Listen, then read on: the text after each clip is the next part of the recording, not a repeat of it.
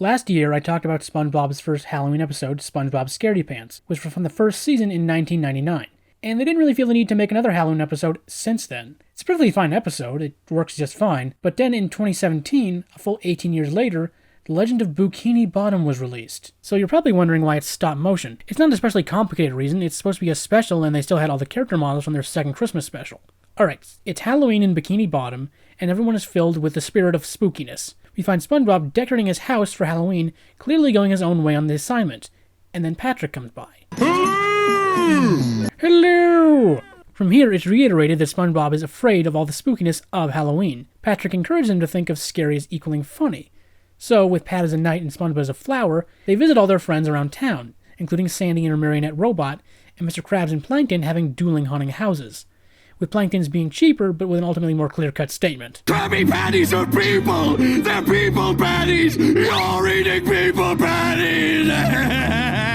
The funny thing is, the stop-motion show Robot Chicken made the exact same joke many years ago. Krabby Patties are made out of crab!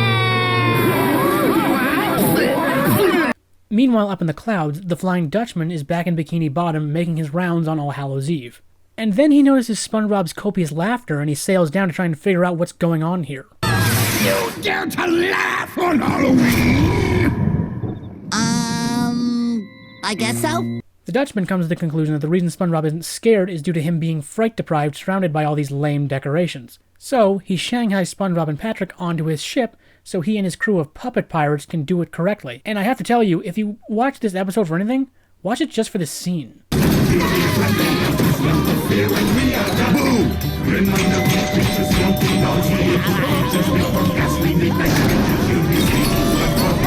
But unfortunately for the Dutchman, the scare doesn't really take. I don't know, maybe the Dutchman should have tried the perfume department first. So, thoroughly angry at SpongeBob's lack of fear, the Dutchman harvests all of his friends' souls, including Patrick. And now, finally, SpongeBob understands. Yep. After having to literally recompose himself, SpongeBob tries to mount a rescue of his friend's spirits with Sandy's robot to try and scare the Flying Dutchman. This doesn't go well, but in the process, Plankton, who had been transmogrified into a ghostly servant, tells the Dutchman he thinks SpongeBob could, because he's been inside SpongeBob's head before, and it's actually horrible in there. But the Dutchman has to learn the hard way, and what's to guess what the inside of SpongeBob's head looks like? Well, apparently a little bit like the yellow submarine. I love you this much! Like last time, the Dutchman flees in mortal terror, and all of SpongeBob's friends get returned to their bodies. Plankton gets mistaken for a jelly bean and almost eaten, and SpongeBob learns a valuable lesson. We learn not to be afraid, to never be scared of being afraid again. Or more simply, Halloween can be scary and funny.